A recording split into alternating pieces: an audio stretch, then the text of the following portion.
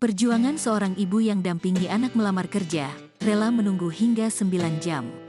Perjuangan orang tua tidak berhenti ketika anaknya dewasa. Mereka tetap ingin berkontribusi dalam semua hal yang anaknya jalani. Hal itu terbukti melalui video unggahan akun TikTok @satriabagus60 yang mengabadikan momen seorang ibu saat menunggu anaknya melamar pekerjaan. Ternyata, sang ibu telah menunggu anaknya melamar pekerjaan sejak pukul setengah 7 pagi hingga 2 siang. Jarak rumah ibu dan anaknya pun cukup jauh dari kantornya. Sang ibu belum tega meninggalkan anaknya sendiri yang berusia 18 tahun.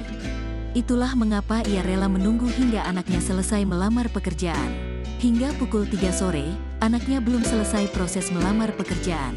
Menurut pemilik akun, pelamar yang keluar kantor pukul 4 biasanya langsung diterima perusahaan tersebut. Pada pukul 4 sore, anaknya pun keluar dari kantor dan diterima bekerja di perusahaan tersebut. Sang anak pun langsung mencium tangan ibunya setelah selesai proses rekrutmen.